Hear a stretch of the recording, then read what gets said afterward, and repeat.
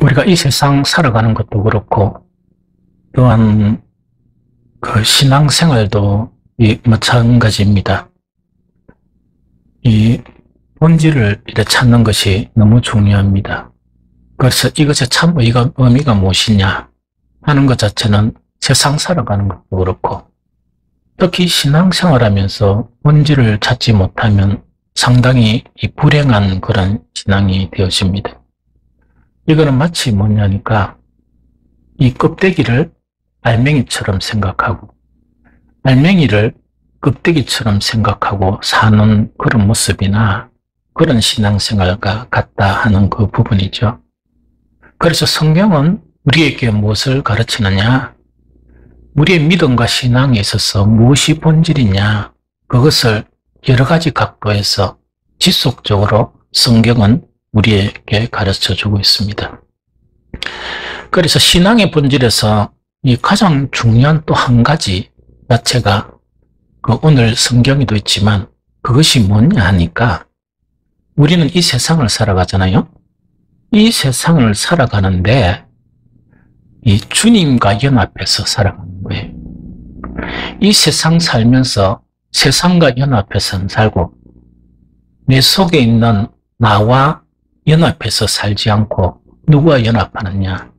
주님과 연합해서 사는 거 있죠. 이것이 신앙의 본질 중에 가장 중요한 또 본질의 하나다 하는 그 부분이죠. 그래서 이것 자체가 주님과 연합하는 것 자체가 얼마나 중요한가, 이 구약 성경, 신약 성경을 이 한 구절씩 딱 보면서 어떻게 되어 있나 살펴보는 것이 참 좋겠습니다. 먼저 구약 예레미야 50장 4절 5절, 이것은 세 번역으로 읽어보도록 하겠습니다. 같이 읽겠습니다. 그날이 오고 그 때가 되면 이스라엘 백성과 유다 백성이 다 함께 돌아올 것이다. 나 주의 말이다. 그들은 울면서 돌아와서 그들의 하나님 나 주를 찾을 것이다. 그들은 시온으로 가는 길을 물어보며 그곳을 바라보며 찾아올 것이다. 돌아온 그들은 나 주와 언약을 맺을 것이다. 절대로 파기하지 않을 영원한 언약을 맺고 나와 함께 연합할 것이다. 이렇게 되어 있습니다. 그러면 이거는 이제 뭐를 의미하는 거니까, 하나님께서 이스라엘을 택하잖아요. 이 택하면서 그들이 그 신앙이 좋을 때는 그들은 그대로 잘 살았습니다. 그러나 그들이 하나님을 떠났을 때는 반드시 하나님의 징계의 채찍이 그들에게 임하게 되거든요. 그러면은 예레미야 50장 4, 5절, 이것은 어떤 내용인가 하니까, 그들이 이 가나안 땅을 차지하고 난 이후에 너무나 타락했기 때문에 바벨론의 포로가 됩니다. 북쪽의 이스라엘은 아수르에게 멸망하게 되고, 남쪽은 바벨론의 포로가 되면서 70년 동안 바벨론에서 포로 생활을 하는 거예요. 그런데 예레미야 50장 4, 5절에는 아직까지 남쪽 유다가 완전 멸망하지 않았을 때 하나님께서 예레미야를 통해서 앞으로 70년 후에 너희들에게 구원이 일어난다. 즉 바벨론으로부터 다시 돌아와서 너희들이 정말 시온에서 이 새로운 그런 성전, 예루살렘 성전을 너희들이 짓게 되고 하는 그것을 이야기합니다. 그러면서 요지 자체가 어떤 요지인가 하니까, 그 날이 오게 되면 절대로 파기하지 않을 영원한 언약을 맺게 되고, 한 가지 중요한 내용이에요. 나와 연합할 것이다 하는 그 이야기죠. 그럼 이 말은 뭐냐니까, 신앙생활 하면서 하나님과 연합될 때 그것이 본질적인 신앙이, 하나님과 연합이 안 되고 정말 이 세상과 연합되고 자기와 연합될 때는 그것을 타락이라고 합니다. 그래서 이 신앙의 본질 중에 하나가 뭐냐, 비록 이 세상을 살아가면서 누구와의 연합관계에 있느냐, 주님과의 연합관계에 있는 이것이 바로 본질적인 신앙이다 하는 그 이야기죠. 하나님의 백성이 된다는 것은 뭘 의미하느냐? 하나님을 믿는다 하는 것은 무엇을 의미하느냐? 이 세상에 살면서 정말 이 예배만 이렇게 충실하게 드리는 게 아니고, 예배도 대단히 중요하죠. 예배를 드리면서도 누구와 연합관계에 있는가? 하나님과 연합관계에 있는 것이라는 이야기죠. 그것이 신앙 안에서도 그렇고 세상의 삶에서도 그렇고 여러분들의 가정생활에서도 그렇다 하는 그거를 이야기합니다. 그래서 여기서 연합이란 것은 또 다른 이 말로 표현하면 어떤 말인가 하니까 결합이란 말이에요. 즉 하나님께 딱 붙어 있다는 이야기고 함께 머무르다 하는 그런 의미도 있습니다. 그 다음에 딱 주님께 달라붙어 있다 하는 그런 의미도 연합이라는 그런 의미입니다. 신약 성경에는 어떻게 되어 있느냐? 표현은 좀 달라요. 그러나 동일한 의미예요. 그것이 올해 우리의 표입니다. 요한복음 14장 4절 5절에 내 안에 거하라 나도 너희 안에 거하리라. 가지가 포도나무에 붙어 있지 아니하면 스스로 열매를 맺을 수 없음같이 너희도 내 안에 있지 아니하면 그러하리라. 나는 포도나무요 너희는 가지라. 그가 내 안에 내가 그 안에 거하면 사람이 열매를 많이 맺나니 나를 떠나서는 너희가 아무것도 할 수 없음이라 여러 되어 있습니다. 그리스도인이 된다는 의미 자체를 이렇게 설명하는 거예요. 예수님은 그리스도인들도 세상을 살아가거든요. 또 세상에 살아가면서 예배도 드리고 이렇게 하거든요. 이 세상에 살아가면서 어떻게 하느냐니까 주님 안에 거하고 주님과 연합된 상태로 살아가는 그 사람을 그리스도인이라 그렇게 이야기한다는 이야기죠. 그러면서 예수님은 무엇을 말씀하시는가 하니까 이 많은 그리스도인들이 있죠. 그 그리스도인들 중에서 본질적인 그런 신앙인, 주님하고 연합해서 살고 주님 안에 거하는 성도들은 어떤 그렇지 않은 성도들과 어떤 차이가 있는가? 열매에서 차이가 나타납니다. 이 열매에서 차이가 나타난다는 이야기거든요. 그래서 정말 우리는 어떻게 해야 되는가? 우리는 그 주님 안에 있어야 성경의 성도들에게 나타난 현상, 생수의 강이 너희 속에 이래 흘러넘친다. 그러면 그것 자체를 경험한다는 이야기. 이 세상에 줄 수 없는 평강이 너희에게 임하게 된다. 그것도 경험한다는 이야기거든요. 이 세상에 살면서 한 만족 자체가 형성해야 된다. 그것도 열매로 나타난다는 이야기거든요. 뿐만 아니고 타락하고 저속한 그런 인격에서 하나님의 그런 성품, 신의 성품을 경험하게 된다. 그것도 나타난다는 이야기거든요. 어떨 때 그런 게 나타나느냐? 이 세상 살면서 세상과 더불어 안 살고 자아와 더불어 살지 아니하고 주님과 함께하는 삶을 살게 되는 성도들에게는 그것이 나타난다 하는 그것을 이야기합니다. 연합을 조금 더 쉽게 설명하면 이렇게도 설명할 수 있습니다. 우리의 조상이 어디에 살았습니까? 에덴 동산에 살았죠. 에덴 동산이란 건 어떤 곳이냐? 하나님과 함께 사는 곳이 에덴 동산입니다. 그러면 죄를 지어서 에덴 동산에서 쫓겨났죠. 그것은 무엇을 의미하느냐? 하나님으로부터 분리되었다는 이야기거든요. 하나님으로부터 슬프게 분리되었다는 이야기죠. 그것이 우리가 살고 있는 이 세상입니다. 그러면 예수 그리스도를 통해서 하나님의 구원이 우리에게 임했다는 것은 무엇이냐?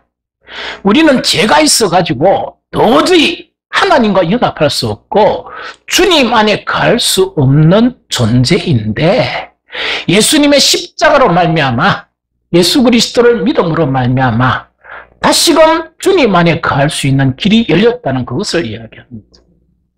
우리가 가야 될 천국 간다는 것은 무엇을 의미하는가? 이 세상에는 마귀가 우리를 막 미혹하면서 우리하고 친구가 되려고 그러죠. 이 세상 사람들이 막 우리를 미혹하면서 우리의 친구가 되려고 그러죠. 왜? 그들과 연합하려고 그러죠. 그래서 참 힘들죠. 그런데 천국이란 것은 어떤 것이냐? 영원히 주님과 함께 연합하여 사는 것이 바로 천국이다 하는 그거를 이야기합니다. 그래서 오늘은 종려주일이고 이번 주일은 우리 신앙에서 가장 중요한 고난주간이에요. 그리고 고난주간이 딱 지나면 바로 부활절이 바로 이번 주간에 주간부터 다음 주일에 연결되는 그런 부분입니다. 그래서 정말 나그네 같은 이 세상을 살면서 주님을 사랑하는 그런 많은 사람들은 이 고난주간이나 또한 부활절이 다가오면 늘 마음에 소원을 갖는 것이 무엇이냐? 의미 있게 이 고난주간을 보냈으면 좋겠다 하는 그런 소원을 가지는 거예요. 참 이것은 너무나 좋은 현상이에요. 주님을 사랑하기 때문에 어떻게 하면 이 고난주간을 의미 있게 보내느냐 그렇게 마음에 생각하고 또한 사람들에 따라서 또한 그들의 신앙에 따라서 여러 가지 형태로 의미 있게 결단하고 살고자 하는 거예요. 그런데 고난주간과 이 부활절이 연결이 되거든요. 어떻게 하는 것이 가장 이 의미 있는 고난주간을 보내는 것이냐? 어떻게 하는 것이 가장 의미 있는 부활절을 맞는 것이냐? 이것은 우리에게 가장 중요한 그런 부분이거든요. 그 해답을 오늘 본문에서 주고 있는 거예요.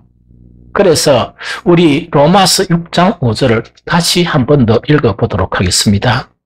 만일 우리가 그의 죽으심과 같은 모양으로 연합한 자가 되었으면 또한 그의 부활과 같은 모양으로 연합한 자도 되리라 이래 돼 있죠. 그래서 가장 의미 있는 고난주간은 어떻게 보내는 것이냐? 예수님의 고난과 우리가 연합되면 돼요. 그것을 다시 이야기하면 뭐냐? 예수 그리스도의 십자가와 우리가 따로 떨어져 있는 건 아니고 바로 예수 그리스도의 십자가와 내가 연합된 상태에서 보내는 것이 가장 의미 있는 고난주간이다. 부활절은 어떻게 보내는 것이 가장 의미가 있느냐? 예수님의 부활과 이것이 다른 사람의 부활이 아니고 그 부활이 곧 나의 부활이고 예수님의 부활과 내가 연합된 상태에 있는 것이 가장 소중하고 가장 의미 있는 정말 이 고난주간과 이 부활절의 그런 의미이다 하는 그것을 이야기합니다. 그래서 오늘은 이 부활에 대한 그것보다 오늘은 뭐냐? 그리스도의 십자가와 연합한다는 것은 무엇을 뜻하느냐? 알아야 그렇게 할 수가 있죠. 예수 그리스도의 십자가와 내가 연합한다는 것은 무엇을 의미하는가 하는 중요한 세 가지를 알아보고자 합니다. 제일 첫 번째, 예수님의 십자가와 연합하는 거 있죠. 이것은 무엇을 의미하는가? 죄에 대해서 죽는 것을 의미해요. 즉 예수님이 십자가에 달려 죽으셨죠. 그러면 그 십자가와 내가 연합하는 것은 뭐냐? 나도 죄에 대해서 죽는 것을 의미합니다. 로마서 6장 10절, 11절에 보면 이렇게 되어 있습니다. 그리스도께서 죽으신 죽음은 죄에 대해서 단번에 죽으신 것이요. 그분이 사시는 삶은 하나님을 위하여 사시는 것입니다. 이와 같이 여러분도 죄에 대해서 죽은 사람이요. 하나님을 위해서는 그리스도 예수 안에서 살고 있는 사람이라는 것을 알아야 합니다. 세 번역에 고려되어 있습니다. 그럼 이거는 무슨 의미하는가? 예수님의 십자가는 우리 죄 때문에 죽었습니다. 그래서 죄 때문에 죽은 그 십자가와 연합하려고 그러면 이렇게 하면 연합이 되겠습니까? 예수님은 우리 죄 때문에 죽으셨는데 우리는 우리의 그런 죄 가운데 여전히 살고 있다. 그러면서 막 울면서 예수님이 얼마나 고통스럽겠습니까? 그렇게 보낸다면 그건 의미가 아니죠. 예수님이 우리 죄 때문에 죽었기 때문에 나도 죄에 대해서 죽는다 하는 그런 각오와 그런 결단과 그런 삶을 사는 것이 바로 고난주간을 가장 의미 있게 보내는 것이다 하는 그 이야기죠. 죄에 대해서 죽는 것 자체가 구체적으로 무엇을 말하는가? 우리는 같이 읽어봅니다. 로마서 6장 12절 13절입니다. 로마서 6장 12절 13절 함께 읽겠습니다.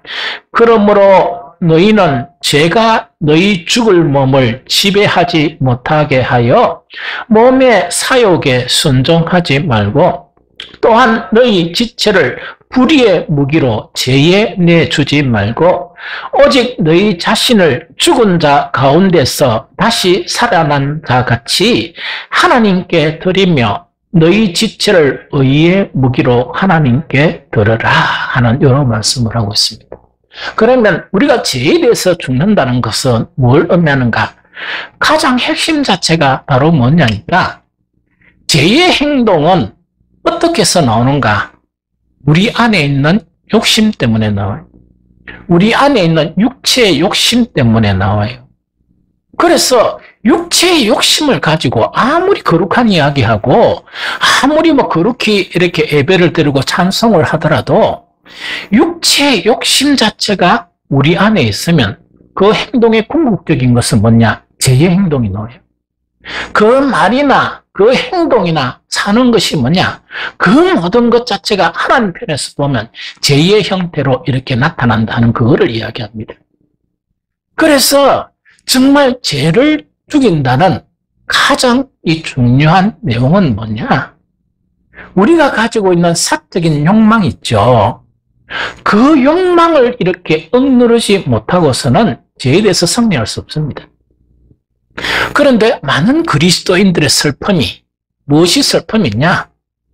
하나님처럼 거룩하게 살려고 몸부림치고 기도를 하는데 자기 속에 있는 육체의 욕망이 있죠. 이것을 통제를 안 하려고 하고 이것대로 막 살려고 몸부림치는 거예요. 그러니까 그 모든 행동 자체가 죄의 그런 결부된 행동을 하게 되고 죄와 결부된 그런 말을 하게 된다는 그거를 이야기합니다. 그래서 한 주간 동안 여러분들요, 딴 큰 죄나 이런 거 생각하지 말고 우리 자신을 곰곰이 보면서 내 안에 있는 내 욕심, 육체의 욕망 이것 가지고 내가 얼마나 싸우느냐 그거 생각하세요. 다른 사람 보지 마세요. 다른 사람 보지 말고 자기 자신 속에 있는 더러운 자기의 욕심 이것 자체를 버리려고 힘쓰고 애쓰는 것이 바로 죄에 대해서 죽는 것이다 하는 것이죠. 그리스도의 예수의 사람은요, 정말 자기의 그런 욕심, 욕망을 예수 그리스도의 십자가에 매일매일을 통해서 못 박는 사람들이 참 그리스도인의 사람들이다 하는 그거를 이야기하거든요. 죄에 대해서 죽는 것이 왜 중요한 줄 압니까? 우리 신앙생활하고 아주 밀접한 관계가 있어요. 자, 우리 그리스도인들이 소망하는 것은 뭘 소망하는가? 하나님께 예배를 탁 드리면 이 많은 사람들이 하나님의 임재라는 것은 하나님께서 이렇게 그 예배 중에 함께 계시거든요. 주님께서 함께 계시면 그걸 느끼는 사람이 있고 전혀 못 느끼는 사람이 있거든요. 그것을 느끼는 사람이 있고 전혀 못 느끼는 사람이 있고 느끼는 사람도 뭐냐니까 느끼는 정도 자체가 천차만별이거든요. 이 천차만별입니다. 우리가 기도를 할 때 있죠. 어떤 사람은 기도하려고 눈을 감으면 잠이 막 쏟아져요. 잠이 쏟아지면서 잡념이 막 이렇게 들어와요. 그러다 보니까 기도가 너무 힘들어지거든요. 어떤 사람은 눈을 뜨고 기도하는 것이나 눈을 감고 기도하는 것이나 참고적으로요, 육신이 피곤할 때 눈 감으면 잠이 와요. 그래서 저는 피곤할 때 절대로 눈을 감지 않습니다. 눈을 딱 부릅뜨고 기도를 해요. 왜 했냐니까 그래야 잠을 쫓을 수 있고 이길 수가 있거든요. 기도를 딱 하는데 어떤 사람에게는 막 기도를 해도 뭘 기도할지도 잘 몰라요. 두 번째, 어떤 현상이냐? 기도를 하니까 뭔가 막 내 속에서 말로 이래 하긴 했는데, 그냥만 말하고 아무런 그런 감흥이 없어요. 어떤 사람에게는 내 기도가 하나님이 들으신다는 느낌이 생기면서 침묵 속에서 하나님의 말씀하시는 그 말씀을 내 영혼이 듣게 돼요. 얼마나 놀라운 체험입니까? 얼마나 놀라운 그런 체험입니까? 그것을 경험하고 못하는 근거가 뭐냐? 내 속에 죄가 가득하면 절대로 경험 못합니다. 내 속에 죄가 가득하면 욕심이 나를 지배하게 되면 백날 예배 참석해도 그냥 앉아있다가 졸다가 일러스가 가고, 설교 들은 거는 뭡니까? 들리는 것처럼 하다가 이 성전 문 밖에 가면 싹 잊어버리고, 다시 무엇이 나를 지배하는가? 뭘 먹어야 내가 오늘 행복하겠나? 뭘 어떻게 내가 즐겁게 살겠나 하는 거 있죠. 그것이 내 마음을 지배하는 거예요. 그래서 예수 그리스도의 십자가와의 연합은 뭘 의미하는가? 예수님은 고통의 십자가를, 우리 죄 때문에 십자가를 지었습니다. 죄의 근원이 무엇이냐? 그 근원이 우리 안에 있는 욕심입니다. 욕망입니다. 거룩하지 않고 썩어질 그것이거든요. 이 그리스도인들 중에서 가장 힘든 그리스도인들이 주님을 주님으로 모시고 이렇게 살아야 되는데, 자기 욕망을 죄로, 욕망 있죠. 그것을 최우선적으로 이렇게 모시고 사는 사람들이 있어요. 이 사람들은 주님을 경험하지 못합니다. 그리고 한 번도 이 세상 살면서 하나님께 영광 돌리지 못하고 늘 하나님을 욕먹이고 사는 사람이에요. 그 사람은 어떤 사람이냐? 정말 이 십자가를 모독하는, 다시 예수 그리스도를 십자가에 못 박는 그런 그리스도인들입니다. 그래서 십자가와 연합하는 것은 뭘 의미하는가? 예수 그리스도께서 우리 죄를 위해서 죽으셨기 때문에 나도 그 죄를 십자가에 매일매일 삶을 통해서 못 박는 거, 그게 십자가와 연합입니다. 우리 성도들은 이렇게 살아야 당연하지. 우리 안에 있는 그 욕망 자체가 나의 주님이 되었어. 이 욕망이 나의 주님이다 보니까 세상 아무것도 안 보이는 거예요. 이것만 보이는 거예요. 그것은 그리스도인은 아닙니다. 그래서 첫 번째가 뭐냐?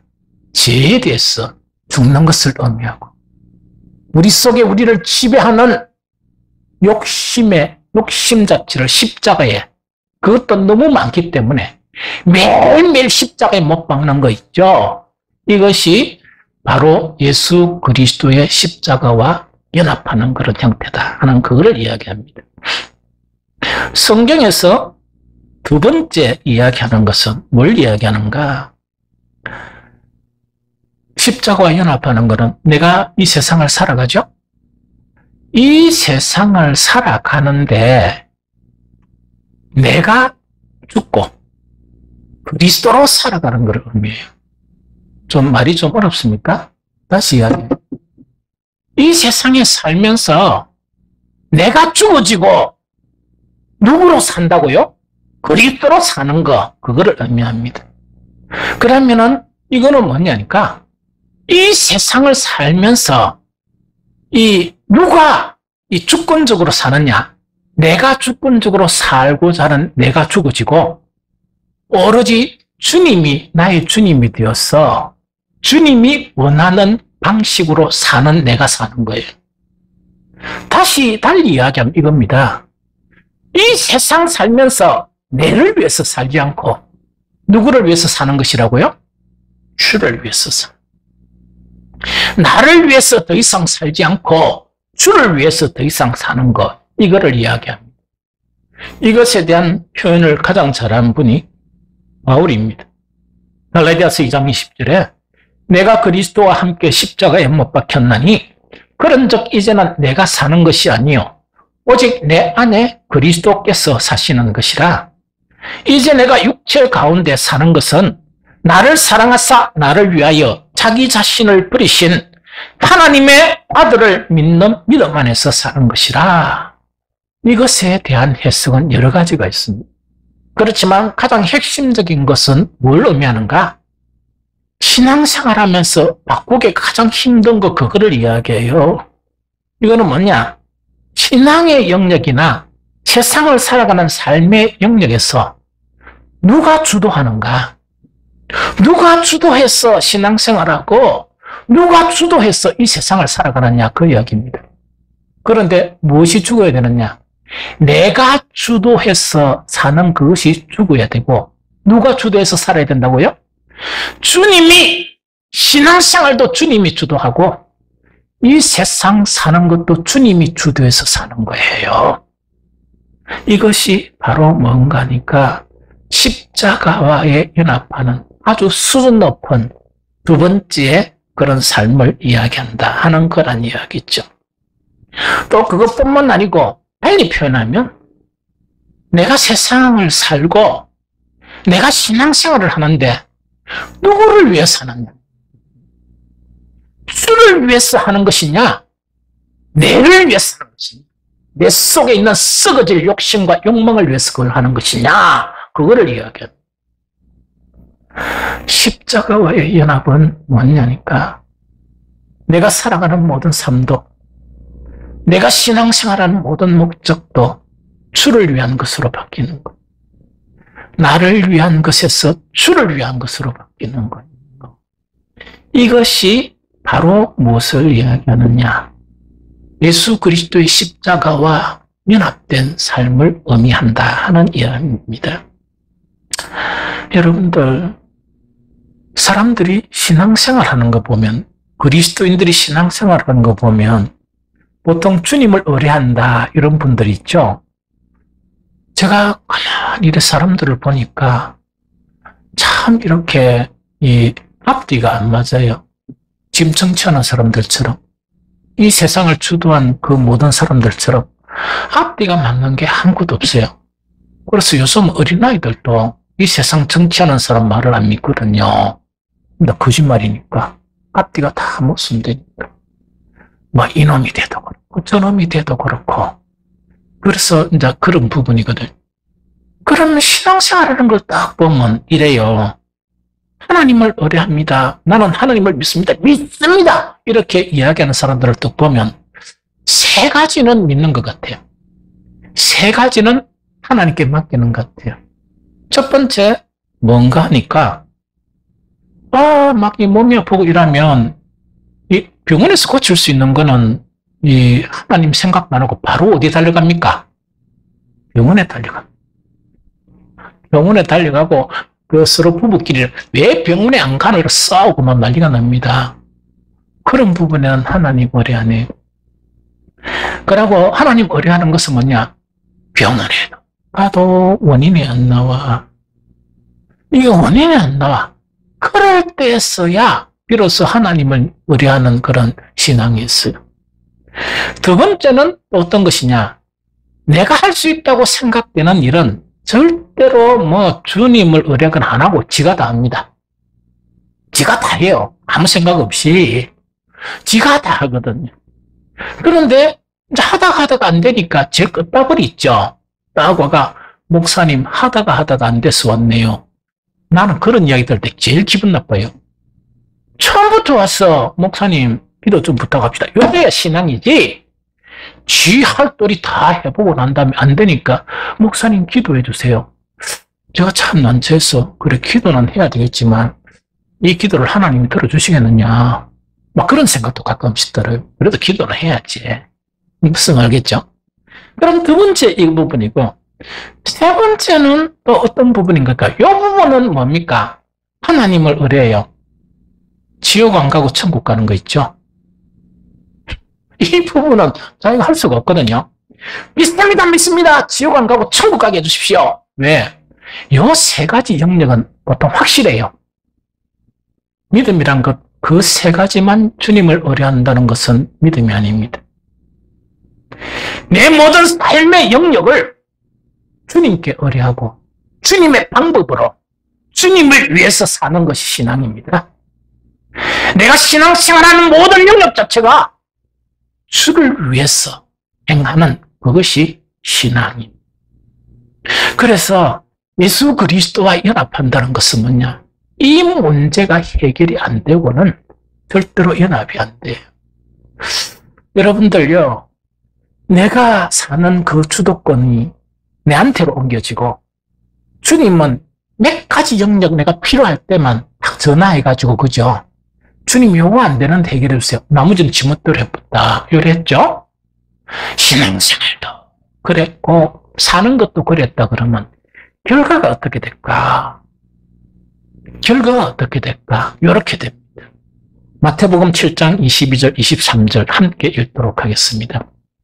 같이 읽겠습니다. 그날에 많은 사람이 나더러 이르되 주여 주여 우리가 주의 이름으로 선지자 노릇하며 주의 이름으로 귀신을 쫓아내며 주의 이름으로 많은 권능을 행하지 아니하였나이까 하리니 그때에 내가 그들에게 밝히 말하되 내가 너희를 도무지 알지 못하니 불법을 행하는 자들아 내게서 떠나가라 하리라. 이 말씀이에요. 여러분들요, 사람들이 착각하고 사는 게 뭐냐? 주를 위해서 사는 것이 선지자 노릇하는 것을 주를 위해서 사는 걸로 착각해요. 단 두 번째 뭔가니까 많은 귀신을 쫓아내는 그런 행위가 다 주를 위한 것인 줄 압니다. 아닌 것이 천지입니다.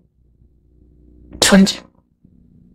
참으로 주를 위해서 한 것은 그것을 하든 그것을 못하든 다른 일을 하든 이것이 내가 주도하는 것이 아니고 주님이 주도하는 것이어야 합니다. 나를 위한 것이 아니고 주를 위한 것이야 비로소 주님께로부터 칭찬을 받고 정말 마지막 날에 주님이 그 사람들을 영접하게 됩니다. 이런 신앙을 사는 삶이 저와 여러분들에게 일어나시기를 축복합니다. 세 번째요. 이것도 참 가면 갈수록 더 어려운 부분입니다. 예수 그리스도의 십자가와 연합하는 것은 무엇을 말하는가? 요즘 수요나 금요 기도에 가끔씩 이야기했죠. 이것은 뭘 이야기하는가? 자기 십자가를 져야 됩니다. 예수님은 우리 죄를 위해서 예수님의 십자가를 졌습니다. 우리 죄를 위해서 십자가를 지신 그 예수님께서 아무든지 나를 따라오려거든 날마다 자기 자신을 부인하고 날마다 자기 십자가를 지고 따라와야 한다. 그것이 예수 그리스도의 십자가로 연합되는 그런 삶이다. 그걸 가르치는 것입니다.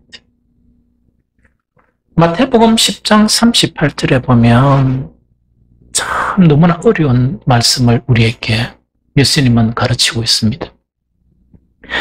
아버지나 어머니를 나보다 더 사랑하는 자는 내게 합당하지 아니하고 아들이나 딸을 나보다 더 사랑하는 자도 내게 합당하지 아니하며 이어서 이렇게 말씀하십니다. 또 자기 십자가를 지고 나를 따르지 않는 자도 내게 합당하지 아니하리라. 이 말씀을 하십니다.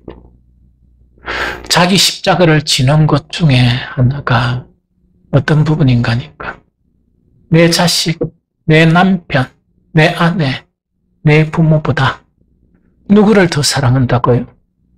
주님을 더 사랑해야 하는 것이 자기에게 주어진 이 십자가를 지는 그런 길임을 우리에게 암시해 주고 있습니다. 그러면서 우리가 더 우리의 머리가 혼란스러운 말씀을 이렇게 말씀하시는데 이거는 참 신앙생활에서 숙제와 같은 말씀을 이렇게 하세요. 마태복음 10장 35절 36절에 보면 이렇게 말씀하십니다.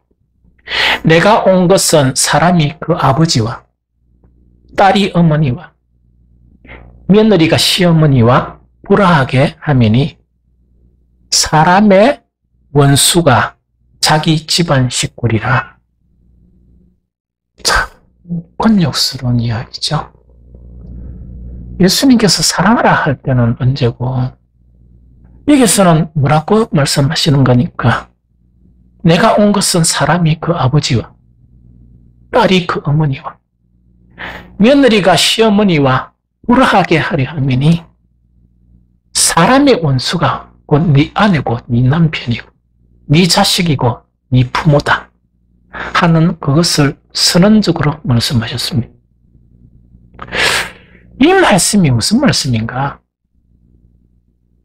예수님께서 서로 사랑하라고 말씀하신 그 예수님은 왜 이율배반적인 이 말씀을 하셨는가 하는 그 부분입니다. 아마 여러분들 중에 신실하게 살고자 몸부림치는 사람들은 이미 이것을 어느 정도 경험하고 그 고통이 너무나 힘든다 하는 것을 느낀 우리 성도들이 있으리라 생각이 듭니다. 이것이 참으로 힘든 일이거든요. 우리에게 주어진 십자가가 여러 가지가 있는데 그 중에 가장 힘든 것이 무엇이냐? 정말 아버지와 이 딸이 원수가 되는 것, 딸이 어머니와 원수가 되는 거 있죠. 이 십자가가 가장 힘든 것이거든요. 사랑하면서도 원수가 되는 거 있죠. 이 예수님의 가르침을 더 잘 이해하려 그러면 예수님이 여기서 인용한 말씀이 있죠. 사람의 원수가 자기 집안 식구리라 하는 이 말씀이 구약에서 예수님 인용하신 거예요. 이 구약에서 인용하신데 구약의 그 말씀을 이해하지 못하면 이 말씀을 이해 못합니다. 오류를 범하게 돼요. 이것은 어디에 있느냐? 미가 선지자의 말씀입니다. 미가 선지자는 참고 삼아 조금 이야기를 할게요. 미가 선지자는 잘 모르죠? 미가 선지자 대단한 사람이에요. 미가 선지자는 당대에 누가 있었느냐? 이사야 선지자가 있었습니다. 이사야 선지자와 함께 이 선지자 활동을 했습니다. 그런데 이 두 사람은 조금 이래 색깔이 달라요. 어떻게 다르냐니까 문학성으로 보면 이사야는 아주 이 궁중시인이었습니다. 오늘날 이야기하면 무언가니까 큰 교회 목회자 있죠. 뭐 큰 교회도 막 억수로 큰 교회 메가처치 이 목회자라 그러면 이사야는 뭡니까? 내하고 비슷한 조그만한 교회 있답니까? 이렇게 목회하고 있는 그런 선지자가 바로 미가 선지자였습니다. 그래서 이사야는 궁중시인이었다면 문학성으로 보면 미가 선지자는 아주 촌락 그런 이 시인이었다 하는 그 이야기죠. 이사야 선지자의 특성이 정치적인 그런 부분이 있었다 그러면 미가 선지자는 전도자의 그런 성격을 가지고 있습니다. 이사야는 여러 왕들에 대한 예언이 많았다 그러면 미가는 어떤 부분인가? 평민들에 대한 예언이 많았던 그 선지자가 누구냐? 이 미가 선지자입니다. 그래서 예수님은 미가스의 사람의 원수가 자기 집안 식구리라 하는 이 말씀을 이렇게 인용해 오면서 내가 온 것은 정말 그 딸과 어머니가 원수가 되고 분쟁이 일어나고 며느리와 이 시아버지가 이 분쟁이 일어나는 이것을 감당하지 못하면 정말 내 제자가 되지 못하고 나를 따르는 자가 되지 못한다. 그렇게 말씀하셨던 거예요.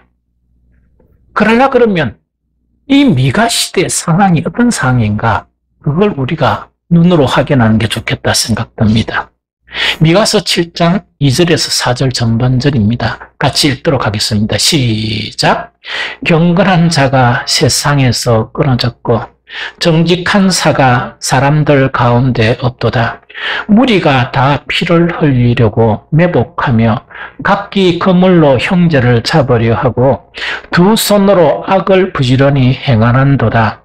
그 지도자와 재판관은 뇌물을 구하며 근세자는 자기 마음의 욕심을 말하며 그들이 서로 결합하니 그들의 가장 선한 자라도 가시 같고 가장 정직한 자도 찔레 울타리보다 더하도다. 이것이 그 시대적 상황이었습니다. 저는 이걸 읽으면서 오늘날하고 비슷하다, 유사하다 하는 그런 생각이 듭니다. 믿을 게 아무것도 없어요. 뭔가 언론에 막 보도해도 뭐부터 생기느냐? 저거는 가짜다. 그거부터 탁 생각이 드는 거예요. 뭔가 재판이 해가지고 결과가 나타났다 이거, 저거는 가짜고 면주 하나님의 심판이 일어나야 한다 하는 그런 생각이 드는 거. 이런 시대가 어떤 시대냐? 세상만 그런 시대가 아니고 하나님을 믿는 그런 무리들도 여기서 젖어 사는 거예요. 그러니까 진실이 없는 거예요. 하나님 앞에 전혀 진실이 없는 거예요. 그러다 보니까 가장 선한 사람을 딱 찾아보니까 어떻다고요? 가시나무 것처럼 뭡니까? 교제만 하면 아파 죽겠는 거예요. 뿐만 아니고 가장 정직한 사람을 딱 만나가 대화를 해도 찔레 울타리보다 더 심하다. 이것이 미가 선지자가 사는 그런 시대였었습니다.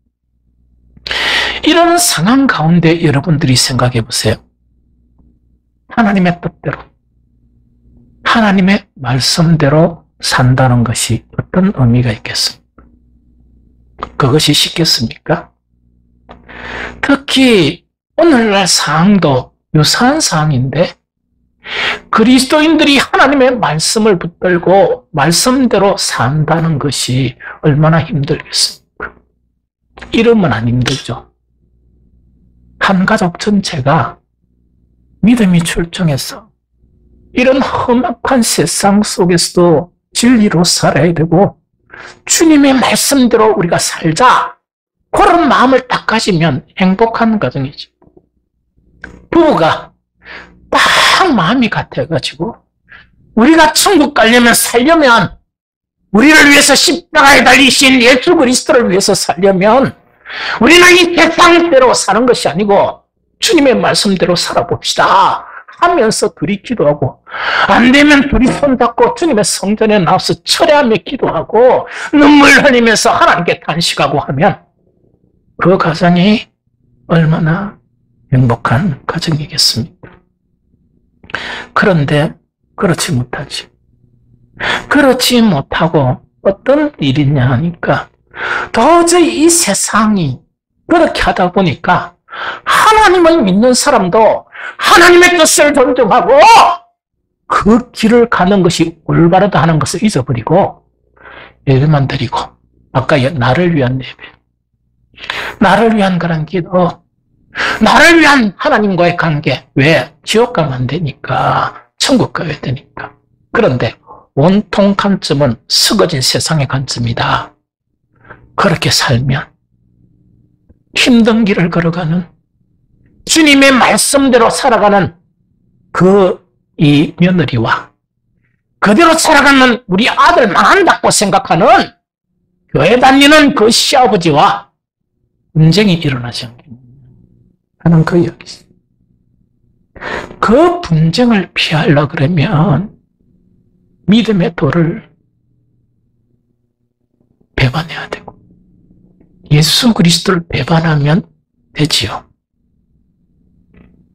그런데 예수 그리스도를 배반하지 않으려면 믿음대로 살려면 원수가 되어야 되죠. 고난과 핍박을 받아야 되는 그런 부분이다 하는 그거를 이야기합니다. 이런 상황에서 미가 선지자는 무엇을 이야기하는가? 미가서 7장 5절 너희는 이웃을 믿지 말며 친구를 의지하지 말며 네 품에 누운 여인에게라도 네 입의 문을 지킬지어다. 그 이야기야. 그럼 그게 무슨 말이냐? 같이 교회 다닌다 하더라도 믿지 마라. 또한 정말 절친한 친구가 함께 신앙생활 한다더라도 하나님만 믿지 그거 믿어서는 안 된다. 심지어 네 품 안에 있는 아내에게도 입을 꼭 다물고 살아라. 왜 입을 다물고 살아나냐? 그 신앙의 경건의 비밀을 이야기하더라도 분쟁만 일어나고 싸울 뿐이지. 정말 이 돼지에게 진주를 던지는 것과 같은 행위이기 때문에 하나님만 보고 입만 닫고 살아. 미가서 선지자는 그렇게 이야기하거든. 뿐만 아니고 미가서 7장 6절은 정말 일하다 보니까 이 결과가 일어나는 것이 아까 이야기했죠. 아들이 아버지를 멸시하며 딸이 어머니를 대적하며 며느리가 시어머니를 대적하느니 사람의 원수가 곧 자기의 집안 사람이로다 이야기죠. 다들 세상으로 살렸고 혈안이 되는 가운데 힘들게 좁은 문에 좁은 문 좁은 길로 걸어간다. 주님의 말씀을 붙들고 간다 하면 사랑이란 이 명목으로 얼마나 그 사람을 괴롭히겠습니까? 시아버지는 어머니는 딸을 사랑한다는 그런 명목으로 세상적으로 살아야 살 수 있지. 어떻게 이렇게 주님의 말씀대로 산단 말이냐? 누가 그 원리대로 산단 말이냐? 그러면서 뭐라고 이야기하느냐? 교회 다니는 모든 사람들 뭐라 그래 사는가? 그러면서 싸우게 되고 분쟁을 한다는 거예요. 거기서 안 싸울 수 있는 것은 뭐냐? 주님을 배반하면 됩니다. 믿음을 저버리면 안 싸우고 평안해집니다. 그걸 지금 이야기하는 거예요. 왜 이런 싸움이 일어나는가? 세상을 사는 사람들에게는 타락한 세상을 살아가는데 잘 사는 상식과 방법이 있습니다. 그래서 거기에 충실한 거예요. 타락한 시대에 하나님을 믿는다는 머리도 그 방법대로 살아가는 거예요. 그런데 진실한 하나님의 사람들은 그 방법을 거절하고 하나님의 방법으로 하나님의 말씀으로 살아가는 사람들을 이야기해요. 얼마나 힘들겠습니까? 얼마나 자기가 지고 가야 될 그 십자가의 무게가 얼마나 크겠습니까? 그런데 교회 안에서는 주님으로 부름을 받았는데요. 부름을 받는 모습이 이 분량이 다 다르거든요. 어떤 사람들은 평신도로, 어떤 사람들은 이 직분자로, 어떤 사람들은 정말 목회자로 부름을 받거든요. 감당해야 될 십자가가 같겠습니까? 다르겠습니까? 다 다르지. 오늘날 목사들이 왜 타락하는 줄 압니까? 목사로서 지어야 될 십자가를 못 지는 거예요.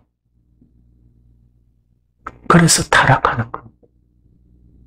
오늘날 장로들이 왜 타락하는 줄 아십니까? 마땅히 장로로서 지어야 될 십자가를 지지 못하는 거예요. 그러면서 가족과 원수되는 것보다 이렇게 편법을 구해요. 세상 다 보니까 저래 사네. 또한 주님께서 평화라 그러지 않았느냐? 평화는 주님 안에서 평화예요. 그런데 주님을 버리고 무슨 평화가 그 속에 있겠습니까? 이것을 이야기한다는 것이요. 그리스도의 십자가의 연합이란 것은 가장 힘든 게 뭐냐? 예수님께서 우리 모두에게 명령한 네 십자가를 지고 나를 쫓으라. 그 명령을 수행하는 것이 가장 힘듭니다. 이 세상에 오늘날 교회에 힘이 없습니다. 왜 힘 없는 줄 압니까? 하나님께 부름을 받은 사람들이 자기가 감당해야 될 십자가를 지고 기도하면서 눈물로 주님 가신 길을 걸어가게 되면 능력이 생겨요. 하나하나 힘들다고 그 십자가를 버리니까 유행병처럼 다 십자가를 내던지는 거예요. 그래서 숨만 쉬는 정말 병상에 누운 환자처럼 아무런 능력이 없는 거예요. 아무런 능력이 없고 회복될 수 있는 기미를 못 가시는 거예요. 여러분들 오늘날 교회가 회복되기를 원합니까? 너무 교회 이야기하지 말고 우리 한 사람 한 사람만 바로 쓰면 오늘날 교회가 회복이 됩니다. 그게 뭐냐? 십자가와 연합이 되되 특히 성경에서 보면 우리가 감당해야 될 여러분들이 내려놓은 그 십자가 있죠. 다시 지면 돼. 다시 지고 힘들면 주님께 기도. 주님이 지신 그 십자가를 바라보면서 나아가는 거예요. 예수님께서 말씀하신 네 원수가 네 직원이다. 그것까지 감수하면서 나는 주님을 버릴 수 없습니다. 하나님 결단으로 나아가는 거 있죠. 그걸 의미합니다. 부부가 함께 다 십자가를 버리고 우리 집은 평안해요 하는 거 있죠. 평안이 아니에요. 저주입니다. 다 그런 부분에서 우리가 감당해야 될 몫을 그 십자가를 지고 나아가는 것이 고난주간을 의미있게 보내는 것입니다. 그러면서 끊임없이 내가 주님이 부르시는 그날까지 그 십자가를 지고 주님을 향해서 나아가는 것. 이것이 주님 안에 가는 우리 표예요. 어떻게 하면 그리스도의 십자가와 연합이 가능한가? 지금 들어보니까 너무 힘들죠. 3, 40년 전에 이 설교를 했다 그러면 3, 40년 전의 설교들은 하면서 당연합니다 이런 성도들이 많았을 거예요. 동일한 오늘 이 시대의 설교를 하니까 이 설교를 듣다 보니까 매우 어렵도다. 누가 그것을 감당할 수 있단 말이냐? 이렇게 생각하기 쉬울 것입니다. 성경의 진리는 불변입니다. 30년 전이나 100년 전이나 지금도 성경 말씀은 동일합니다. 우리는 성경을 바꿀 수 없습니다. 내가 바뀌어야 돼요. 내가 바뀌어야 됩니다. 그러면 어떻게 하면 그리스도의 십자가와 연합이 가능한가? 이것도 십자가와 연관이 있어요. 십자가에 나타난 하나님의 사랑을 깨달으면 돼요. 십자가에 나타난 그 하나님의 사랑을 깨달으면 우리는 힘이 생깁니다. 로마서 5장 8절에 보니까 그러나 우리가 아직 죄인 되었을 때 그리스도께서 우리를 위하여 죽으셨습니다. 이리하여 하나님께서는 우리들에 대한 자기의 사랑을 실정하셨습니다. 이야기입니다. 십자가의 도를 깊이 깨달은 사람은 그 십자가 안에 강력한 하나님의 사랑을 깨닫게 됩니다.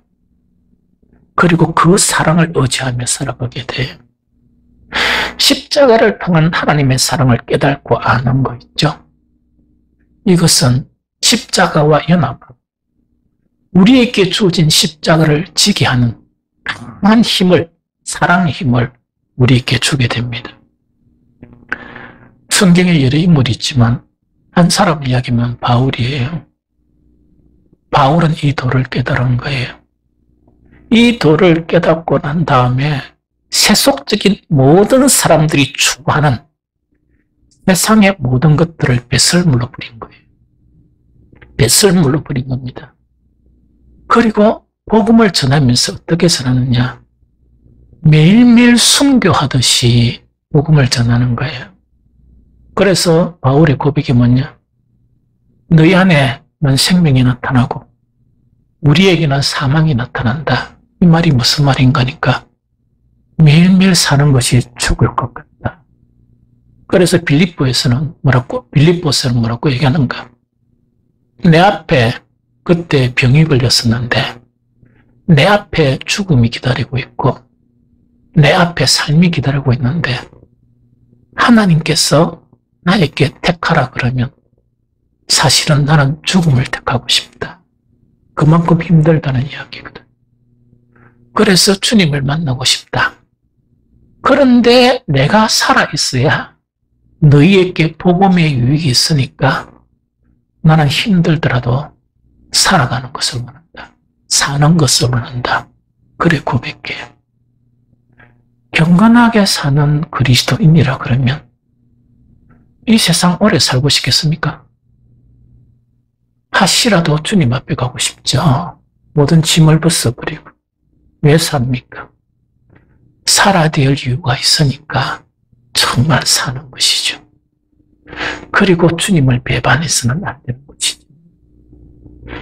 바울은 살아가면서 십자가와 연합하는 그 삶의 운동력을 이렇게 이야기합니다.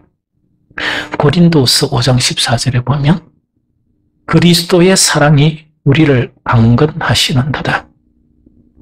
우리가 생각하건대 한 사람이 모든 사람을 대신하여 죽었은즉 모든 사람이 죽은 것이다. 내를 살리기 위해서 십자가를 진 예수 그리스도, 그 하나님의 사랑을 생각하니까 내가 힘든 가운데서도 주님을 배반하지 않고 그 길을 걸어가도록 나를 밀고 있구나 하는 그런 고백이에요. 여러분들이나 저도 마찬가지입니다. 지금 이 땅에는 신실한 사람들을 만나기 힘듭니다. 참 믿음을 가지고 정말 그리스도와 동행하는 사람들은 아무리 눈 닦고 찾아보려고 해도 찾을 수 없습니다. 다들 예배는 있지만 그들의 모든 삶 가운데는 세상과 연합해서 살고 자기의 욕심과 연합해서 살아갑니다. 그래서 대부분의 그리스도인들은 말만 있지 능력은 없습니다. 영성은 없어요. 거룩함은 사라진 세대에 살고 있습니다.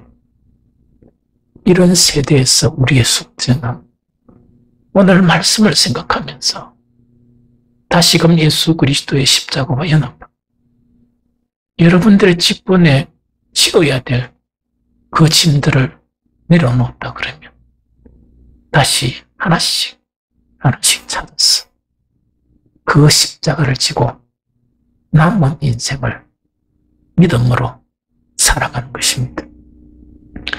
오늘 이 말씀 있죠.